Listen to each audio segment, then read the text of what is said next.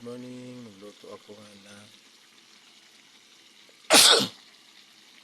ginisang kalabasa at nilagyan ko ng cabbage.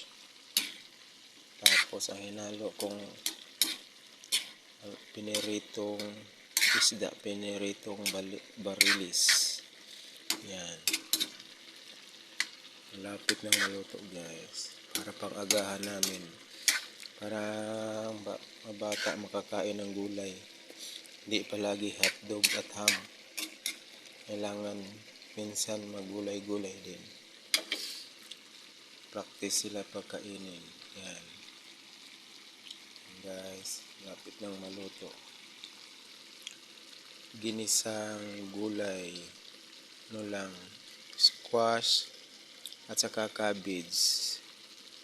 At hinaluan ng pritong isda na barilis. Thank you so much sa panonood. God bless.